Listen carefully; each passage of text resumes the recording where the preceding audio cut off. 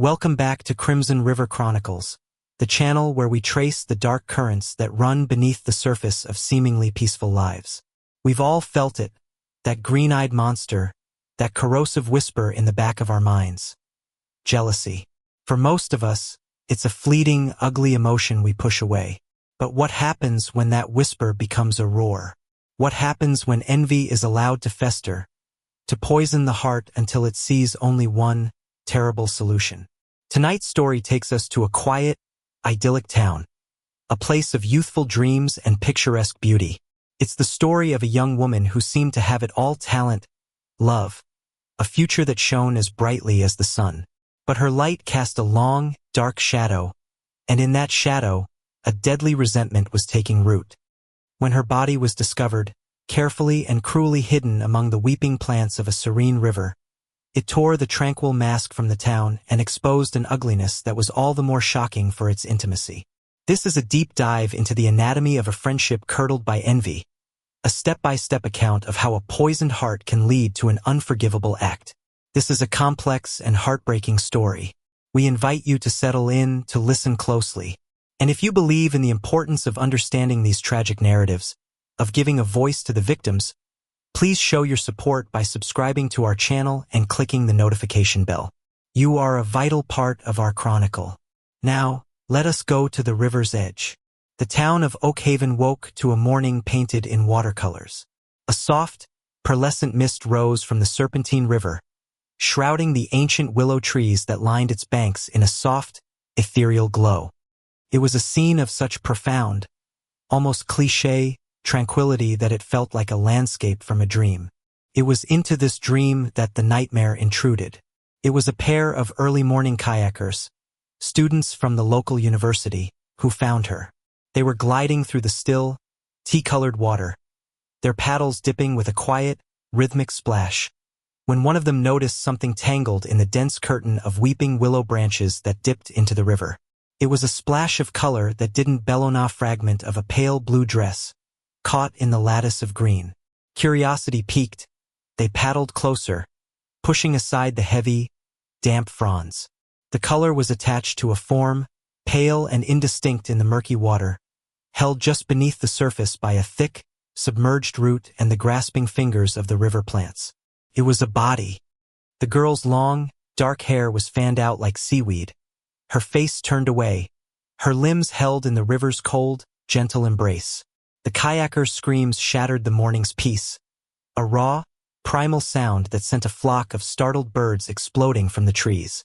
By the time Detective Frank Harding arrived, the scene was a carefully managed bubble of chaos. The riverbank was a tapestry of yellow police tape, the flashing lights of the emergency vehicles muted and surreal in the morning mist. Harding was a man who seemed to have been carved from the same weathered stone as the town's older buildings. He was in his late 50s, with a face that was a roadmap of long nights and difficult cases, and a pair of shrewd, tired eyes that had a knack for seeing the lies people told themselves and each other. His younger, more eager partner, Detective Eva Rostova, met him at the tape. "It's a bad one, Frank," she said, her usual professional composure strained. "Young. Looks like a student." Harding nodded, his gaze already fixed on the forensics team as they worked with a somber, delicate precision to extricate the body from its watery shroud. He ducked under the tape and walked to the river's edge, the damp earth squelching under his worn leather shoes. Even in death, it was clear that the victim had been beautiful. When they finally lifted her onto the bank, her form wrapped in a respectful but clinical body bag, Harding caught a glimpse of her face. She was young, perhaps 19 or 20, with high cheekbones and a full mouth that, even in its slackness, hinted at a life full of laughter. There were no obvious signs of a struggle, no visible wounds, save for a few faint abrasions on her wrists and ankles. "Emmy's preliminary thoughts?" Harding asked, his voice a low rumble. "He thinks she's been in the water maybe 12 to 24 hours, Rostova replied, flipping through her notepad. "He won't know the cause of death until he gets her back to the lab, but he doesn't see any immediate signs of drowning. Lungs don't seem to be full of water. The marks on her wrists could be from ligatures, but they're faint. It's the way she was found that's weird. Harding knew what she meant. The killer hadn't just dumped her in the river. They had taken the time to push her body deep into the willow branches, to entangle her in the river plants, to hide her. It was an act that spoke of a desperate, panicked desire for concealment, but also of an unnerving intimacy. The killer had to have been in the water with her, in the dark, wrestling her lifeless body into its hidden grave. The victim's purse was found a few yards downriver, caught in a tangle of reeds. The wallet inside identified her as Amelia Reed, a 19-year-old music major at Oakhaven University, a rising star in the conservatory program, known for her prodigious talent as a violinist. The news of her death spread through the small, tight-knit university community like a virus. Amelia was not just another student. She was a golden girl. She was brilliant, beautiful, and universally liked. She was the kind of person who seemed to be living a charmed life, the kind of person you read about in stories, not in grim, premature obituaries. Harding and Rostova spent the day in the sterile, quiet environment of the police station, beginning the painstaking process of building a picture of Amelia's last hours. They started with the two people who were closest to her: her boyfriend, a handsome, athletic business major named Ben Carter, and her roommate and best friend since childhood, a quiet, studious art history major named Clara Collins. Ben Carter was a wreck. He sat in the interrogation room, his head in his hands, his broad shoulders shaking with a grief that was raw and unfeigned. He and Amelia had been together for a year, the it couple on campus. He told them that he had last seen her the previous afternoon. They had studied together in the library, and then she had left for her evening practice session at the conservatory. She was preparing for a major solo competition, the one that could launch her career. She was supposed to have met him for a late dinner after her practice, but she had never shown up. He had called, he had texted, but he had gotten no reply. He had assumed she had gotten lost in her music, as she often did, and had gone straight back to her dorm. He had fallen asleep and had woken up to a world where she no longer existed. Clara Collins was a different kind of grieving. She was quiet, almost withdrawn, her face pale and drawn. She sat perfectly still, her hands clasped tightly in her lap, her eyes wide with a look of shocked, hollowed-out disbelief. She and Amelia, she explained, had been like sisters. They had grown up together, had come to Oakhaven together. Their lives were inextricably intertwined. "I can't believe this is happening," she whispered, her voice barely audible. Amelia, she didn't have an enemy in the world. Everyone loved her. She confirmed Ben's story. Amelia had left for her practice session around 6 p.m. Clara had stayed in their dorm room, working on a paper. She said she had fallen asleep early and hadn't heard Amelia come in. It was not until the police had knocked on her door that morning that she had known anything was wrong. She seemed to be in a state of profound shock, a fragile, bird-like creature whose world had been shattered. Harding watched her through the one-way glass of the interrogation room. He was a student of grief, and he had seen it manifest in 100 different ways. But there was something about Clara's stillness, her almost preternatural calm, that pricked at the edges of his intuition. Could be shock, of course, or it could be something else. The preliminary report from the medical examiner came in late that afternoon, and it confirmed Harding's suspicions. Amelia Reed had not drowned. The cause of death was asphyxiation, likely smothering. The faint marks on her wrists and ankles were consistent with being bound, but only for a short time. She had been killed, and then she had been taken to the river. There were traces of a specific, rare type of river silt under her fingernails, but no other signs of a struggle. She had been murdered in a place of quiet, brutal intimacy, by someone she likely knew and trusted. The last piece of the puzzle to fall into place that day was from the tech team. They had tracked Amelia's phone. It had last pinged a cell tower near the conservatory around 9 p.m. Then, for 2 hours, it was silent. The next and final ping was at 11:30 p.m., from a tower that covered a deserted, secluded stretch of the Serpentine River, a place known to locals as the Weeping Bend, for its dense canopy of ancient, mournful willows. It was the place where her body had been found. As Harding stood before the large, white investigation board, the smiling, vibrant face of Amelia Reed at its center. He felt the familiar, cold weight of a complex case settling upon him. This was not a random act of violence. This was a crime of passion, of rage, of an emotion so powerful that it had ended a life full of promise. Everyone loved Amelia. That was what they all said. But Harding knew, with the weary certainty of a man who had spent his life excavating the dark truths beneath bright surfaces, that it was a lie. Someone had not loved Amelia. Someone had hated her enough to steal her breath, to bind her, to carry her to the river's edge and hide her in a watery grave. And the most likely place to find that kind of profound, poisonous hatred was not in the heart of an enemy, but in the heart of a friend. The willow at the river's edge had wept for a girl who had been betrayed, and Harding knew that his job was to find the source of the tears. In the week following the discovery of Amelia Reed's body, a pall of grief and fear settled over Oak Haven University.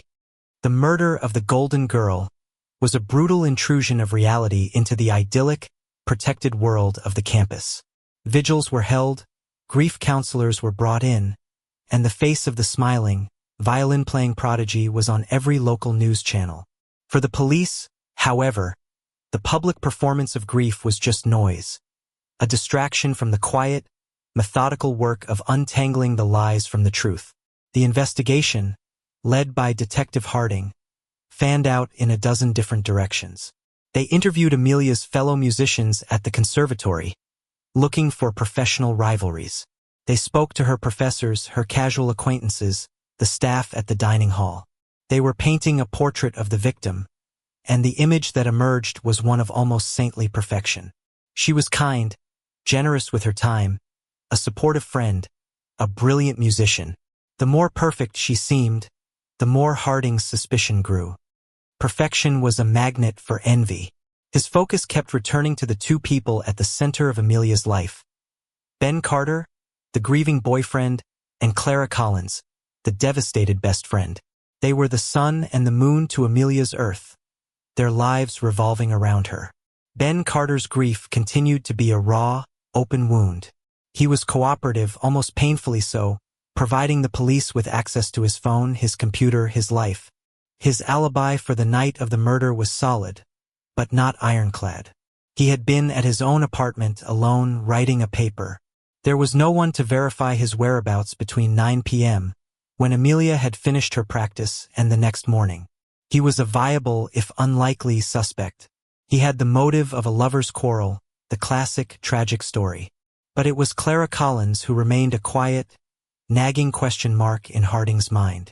Her grief was a study in quiet, fragile sorrow. She had become a spectral presence on campus, a ghost haunting the edges of the life she had once shared with Amelia. She was the keeper of Amelia's memory, the one who spoke to the press, who helped Amelia's heartbroken parents pack up their daughter's belongings. She was, to all outward appearances, the perfect, grieving friend. Harding and Rostova conducted a second, more detailed interview with her in the small, cluttered dorm room she had once shared with Amelia. The room was a study in contrasts. Amelia's side was a vibrant, chaotic explosion of sheet music, concert posters, and colorful clothes. Clara's side was neat, orderly, almost monastic, her books arranged in alphabetical order, her clothes in muted, neutral tones. "We need to go over the timeline again, Clara," Harding said, his tone gentle, almost paternal. "Tell me about that night. Anything you might have forgotten, no matter how small." Clara recounted the same story. Amelia had left for practice. Clara had stayed in, working on her paper. She had fallen asleep. She hadn't seen or heard anything.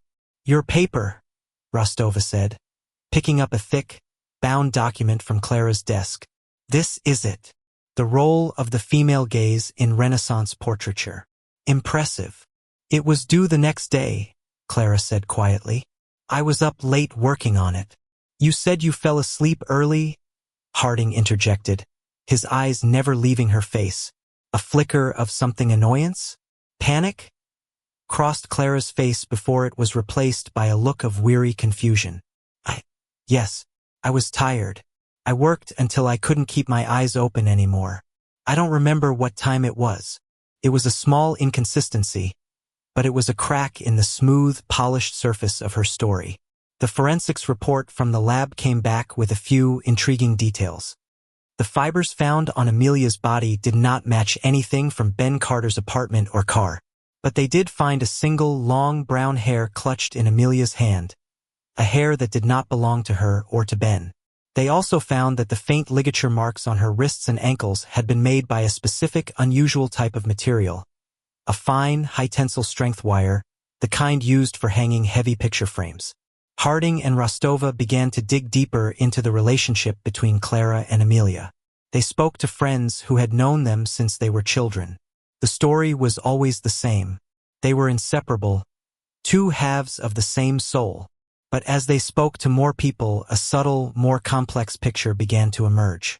It was a picture of a relationship that was not as balanced as it appeared. Amelia was the sun, and Clara was the planet that orbited her. Amelia was the one who was always in the spotlight, the one who won the awards, the one who everyone wanted to be around.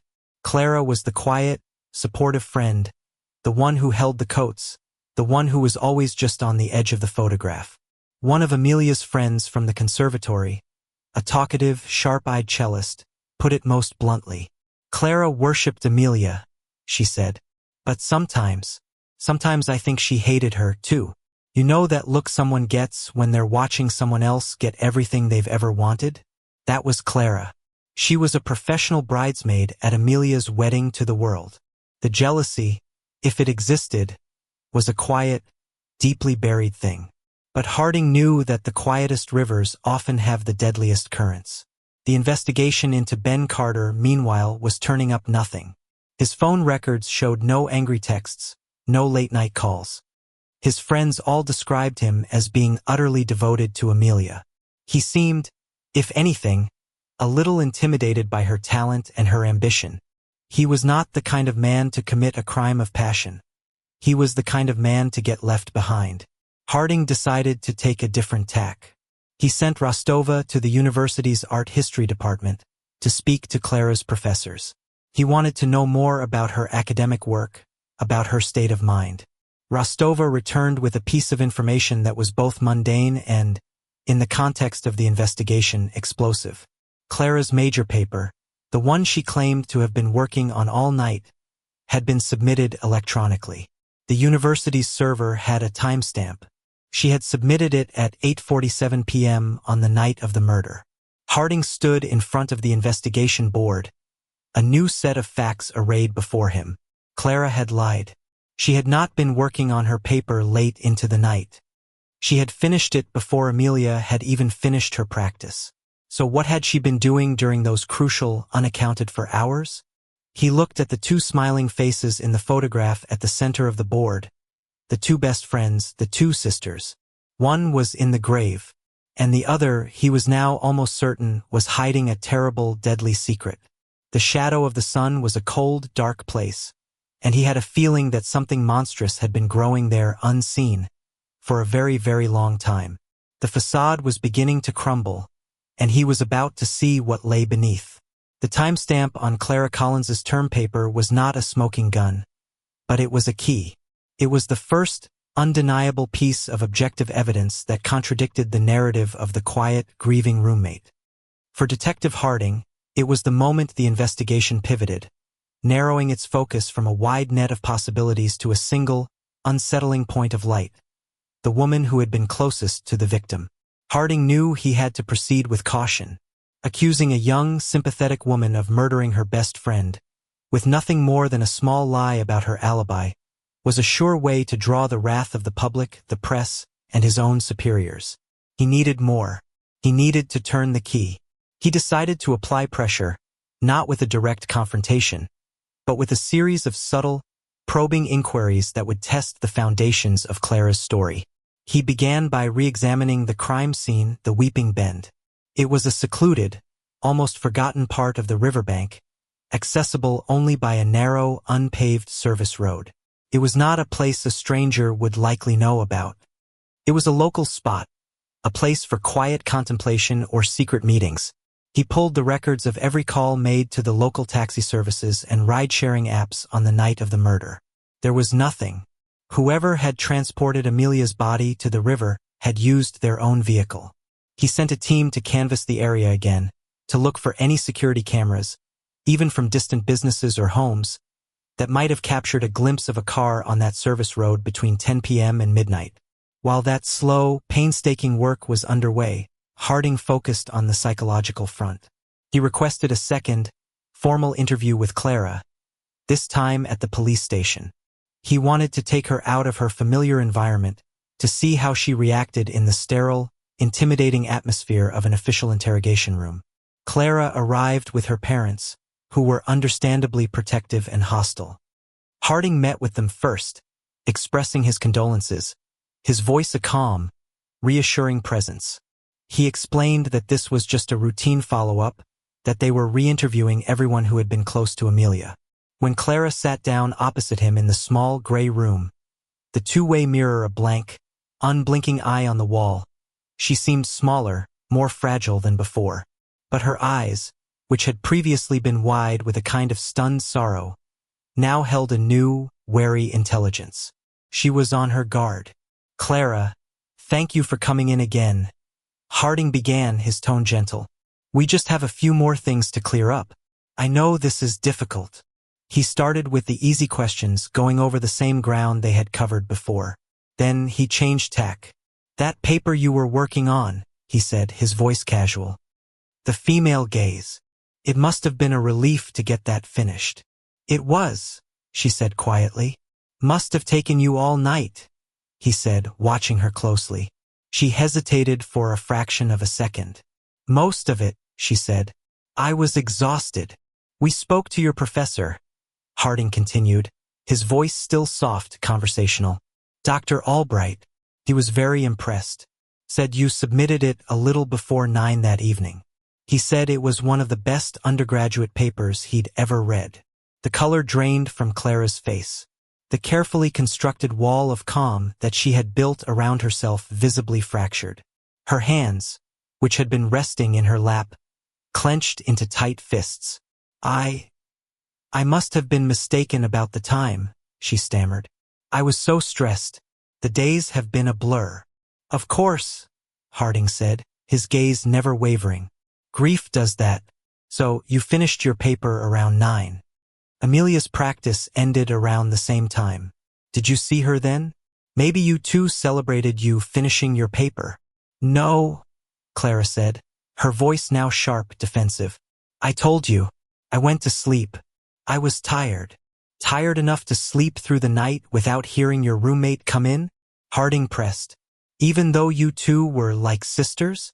"I'm a heavy sleeper," she said, her eyes now flashing with a new, hot emotion. It was anger. Harding let the silence hang in the air for a moment before he moved on. He asked her about her car, a small, unassuming sedan. He asked her if she had driven it anywhere that night. She denied it, her answers clipped and hostile.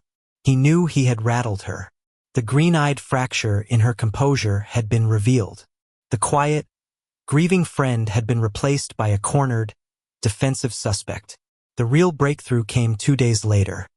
A sharp-eyed detective on his team, reviewing hours of grainy security footage from a gas station located a mile from the service road to the Weeping Bend, found it.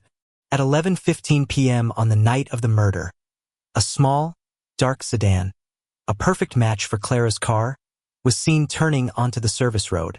The footage was too blurry to make out the license plate, but it was a powerful piece of circumstantial evidence. The second and more damning piece came from the lab. The single, long, brown hair found in Amelia's hand was a match, not for an unknown assailant, but for Clara Collins. Harding now had a choice. He could confront her with the new evidence, or he could try a different, more oblique approach. He knew that a direct accusation would likely be met with a wall of denial. He needed to get inside her head to understand the why. He decided to focus on the motive, on the quiet, festering jealousy that he was now certain was at the heart of the crime. He sent Rostova to talk to Ben Carter again. He didn't want her to ask about the murder. He wanted her to ask about Clara. Ben, his grief still raw, was reluctant to speak ill of his dead girlfriend's best friend. But as Rostova gently probed, he began to open up. He spoke of Clara's strange, almost proprietary attitude towards Amelia. He spoke of her quiet, constant presence, a shadow that was always there. And then, he told them something that made the entire case click into place. A month before the murder, he and Amelia had had a serious talk about the future. They had decided to get an apartment together off campus the following year. It was a big step, a sign that their relationship was becoming something permanent. When Amelia had told Clara, her best friend had not been happy. She was weird about it, Ben explained, a look of dawning, horrified understanding on his face. She got really quiet. She told Amelia that I was trying to steal her away, that our friendship wouldn't be the same. Amelia just thought she was being a little clingy, a little dramatic. But it was more than that. It was like she was losing her most prized possession. Harding finally had it. The motive was not a sudden, explosive event. It was a slow, creeping erosion. Ben was not just a boyfriend. He was a symbol of Amelia's new, independent life, a life in which Clara was no longer the central, supporting character. Amelia was moving on, and she was leaving Clara behind, in the shadows. He looked at the picture of Clara on the board, the quiet, unassuming girl with the sad eyes. He now saw her not as a grieving friend, but as a woman scorned, a woman who had been so consumed by her love for her friend that it had curdled into a possessive, deadly hatred. The fracture was no longer just a crack in her alibi. It was a deep, green-eyed fracture in her soul. And he knew, with a grim certainty, that it was time to break her wide open. The air in the interrogation room was thick with a silence that was more damning than any accusation. Clara Collins sat at the small, metal table, the same spot she had occupied just days before. But the woman who sat there now was different. The fragile, bird-like quality was gone, replaced by a rigid, defensive posture. Her eyes, which darted nervously towards the one-way mirror, were no longer filled with sorrow, but with a cold, simmering anger. Detective Harding entered the room, his movements slow and deliberate. He did not sit down immediately.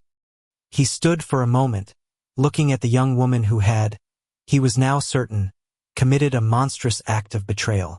He was not looking at a suspect anymore. He was looking at a tragedy.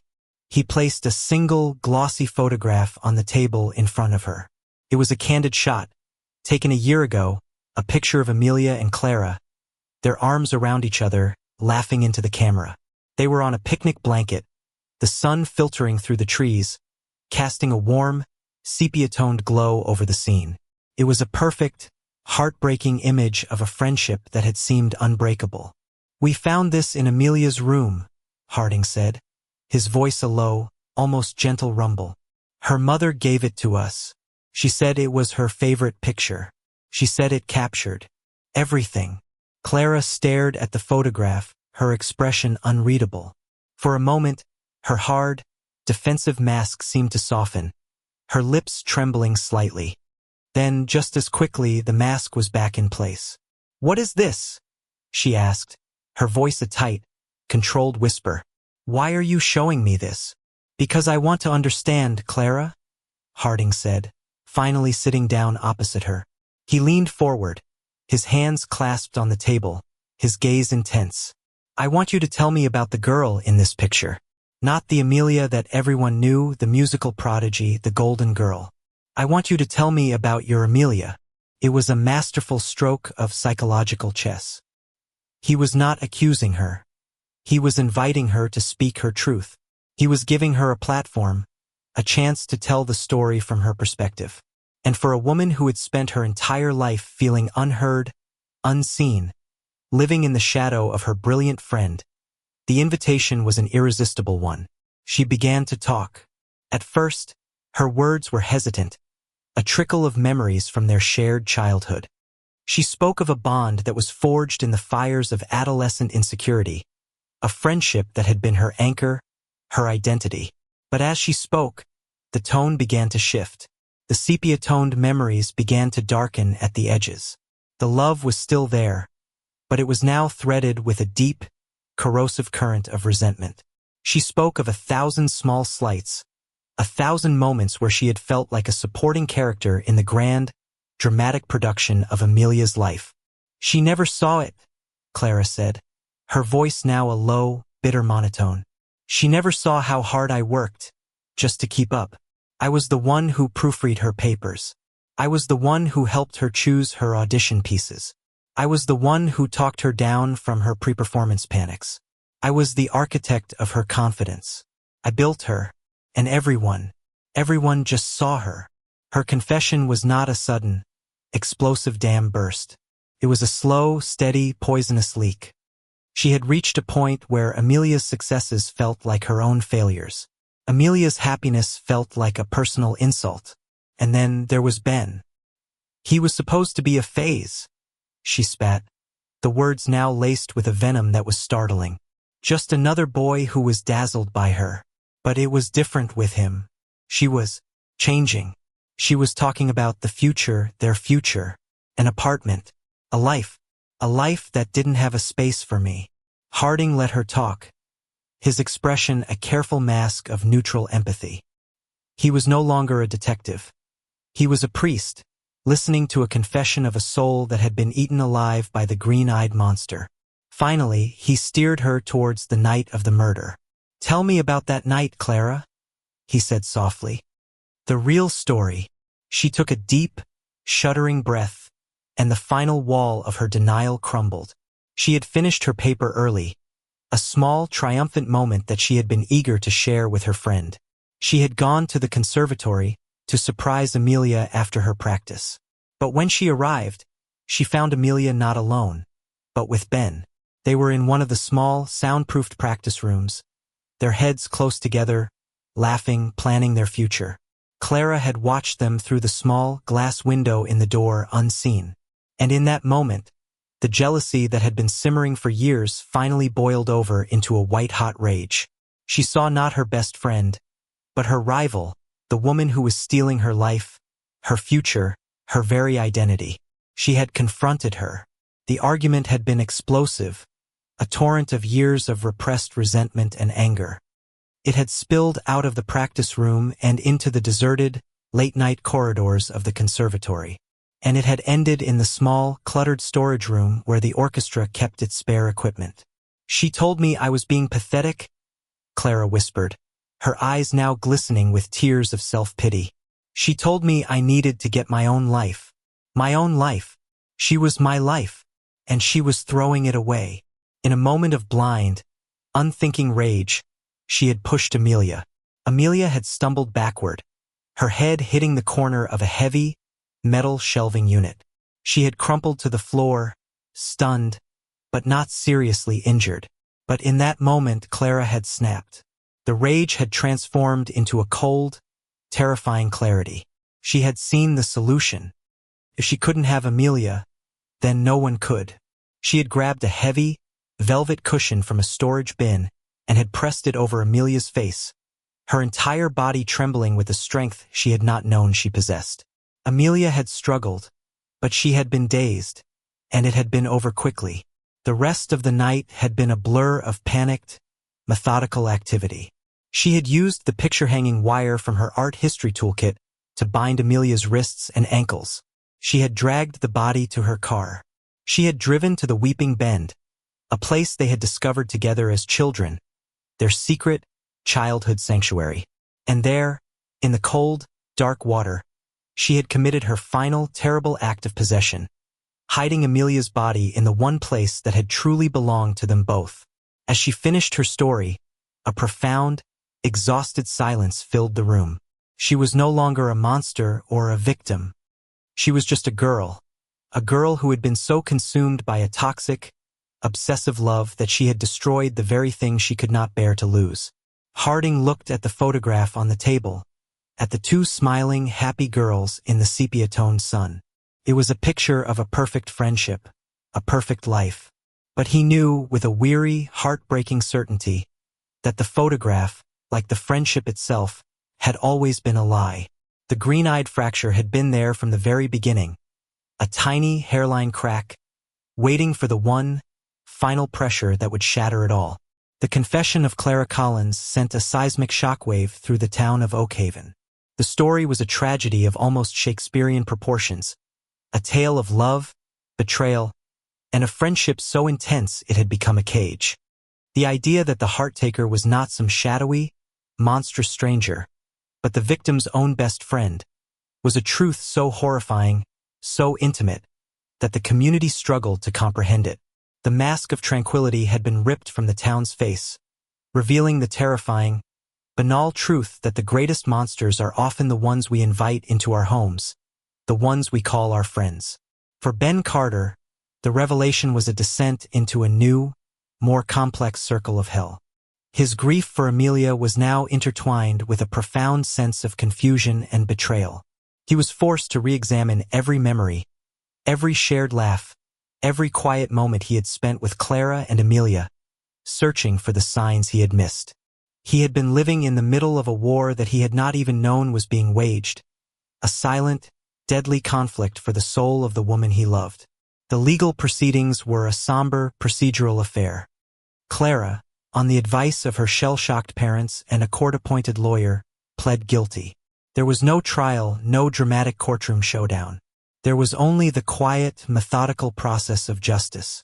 Her confession, a detailed, chilling account of a heart poisoned by envy, was read into the court record. Psychologists testified to her long-standing issues of codependency, low self-esteem, and a profound, obsessive attachment to Amelia. But there was no question of her sanity. She knew what she had done. She was sentenced to life in prison, with the possibility of parole in 25 years. As she was led from the courtroom, her face was a blank, emotionless mask. She was no longer the grieving friend or the raging killer. She was just a hollowed-out shell, a young woman who had annihilated her own world and had been left with only the ashes. Detective Frank Harding watched her go, a familiar, weary ache settling deep in his bones. He had solved the case. He had gotten the confession. He had brought a killer to justice. But there was no sense of victory, no feeling of triumph. There was only a profound, bottomless sadness. He had not just uncovered a murder. He had dissected a relationship, and he had found a cancer at its core. In the months that followed, the town of Oakhaven slowly began to heal. The university instituted new programs for mental health awareness, a tacit acknowledgement that the quiet, desperate struggles of its students often went unseen. The Serpentine River, once a place of horror, gradually returned to its former tranquil state. The kayakers returned, the students returned to walk its banks, but the Weeping Bend remained a quiet, avoided place, a place that would forever be haunted by the memory of what had happened there. Harding found that the case stayed with him, a ghost that lingered in the quiet corners of his mind. He had seen murders born of greed, of lust, of rage. But this one was different. It was born of a love that had become so twisted, so possessive, that it had become indistinguishable from hate. He thought of the two girls in the photograph, the one in the sepia-toned sun. One was in a prison of steel and concrete. The other was in a prison of earth and silence. And he knew that the real prison, the one that had been built year by year, out of 1,000 small moments of envy and resentment, had been the friendship itself. One crisp autumn afternoon, long after the case had been closed, Harding found himself driving out to the river's edge. The willow trees were shedding their leaves, a cascade of gold and brown that danced on the surface of the slow-moving water. He walked to the Weeping Bend, to the spot where Amelia's body had been found. There, tied to one of the low-hanging branches, was a single white ribbon, a small, anonymous tribute to the girl who had been lost there.